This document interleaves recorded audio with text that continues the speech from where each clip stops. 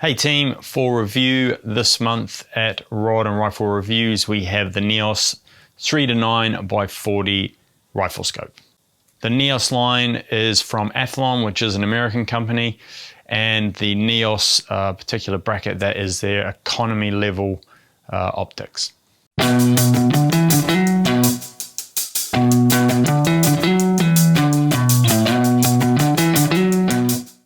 So part of the challenge when you do these reviews is not only to review the product, but to be able to tell people who it's suitable for. So you look at the magnification and the objective lens as well. So at that level, 3 times to 9 times, what you're really looking for is a good, perhaps bush to open tops scope, not for particularly long range, but if you think of normal Kiwi hunting distances, anywhere from close range in the bush out to sort of 300 meters, a scope like that, maybe even pushing 400 meters. So a standard Kiwi scope.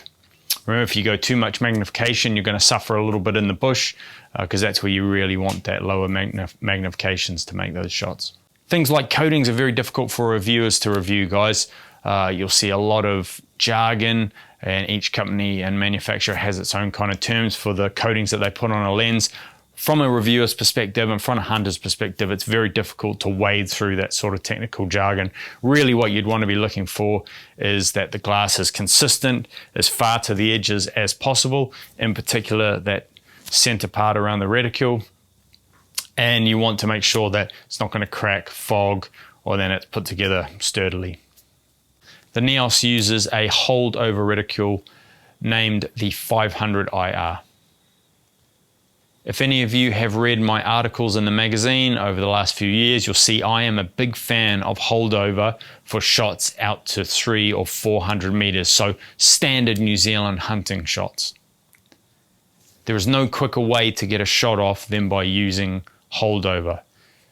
It's quick, it's simple, and as long as you know how the subtensions relate to your trajectory, it's just a matter of knowing how far you're wanting to shoot, lining up the correct dot, and squeezing off that perfect shot. The NEOS has an illuminated reticle. What I find with an illuminated reticle is that the lower settings or the dimmer settings are the most important, not how bright it goes. The most use you'll have out of an illuminated reticle will be in the lower settings, and they need to be fairly dull. The reason being, if the reticle doesn't go down dull enough and it's too bright, it tends to dominate the picture too much, and it can actually blind you a little bit and make the target less distinct. The NEOS goes very, very dull at its lowest setting, so it does this nicely. Okay, so after fitting the scope, we took it to the range for our test, and after a basic 0, the first thing we did was a tracking test. Now, the tracking test I've used here is not a true tracking test because I've used my bullet placement to do the testing. Traditionally, what you'd want to do is anchor the scope and then move it through a range of motion and see if it returns to 0 and makes all the right subtensions as you go out to those marks there.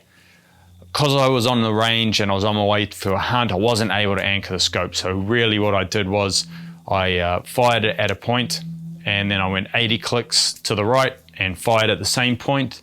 So that should put me approximately 11 inches out on the right. And then I returned it to 0 and I fired another shot.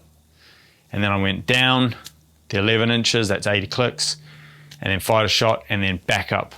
And you'll see from the video, the results are absolutely fantastic. The turrets work really well, and they also have really positive clicks, which is good. When you're trying to add information onto a turret, you definitely don't want small, inconsequential clicks that you can't feel properly, especially with cold hands. After the 0 and the tracking test team, I headed off to field test the NEOS. So originally I wanted to test the subtensions at range, maybe pull off a shot at 200, 300 or 400 meters on an animal. So I headed up to the tops, walked in overnight into a hut. And as I got there, the message I got overnight was that DOC were closing the huts due to the coronavirus. So without hunting the tops, I walked straight back down. To be fair, it was pretty miserable up there as well, very cold wind blowing through. So I walked to another spot that I know. Completely different location, However, a lot more suitable, and I didn't have to use a dock hut. Fortunately, at the new spot, after a few hours stalking through the bush, I did manage to get an animal.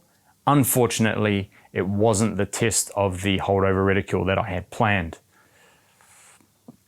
The animal was shot at very close range, so not quite the test I had in mind. However, the conditions were absolutely perfect for testing an economy level scope. It literally rained from when I stepped out of the truck all through the afternoon and through the day, all through the night. I didn't get back to the truck till 10 p.m. that night. The whole time it was absolutely drenched. So that concludes the field test for the ATHLON NEOS, and 2 hours still to go get to the truck at this point of the hunt. I always tend to think to myself, why didn't I shoot something a bit closer to the car park?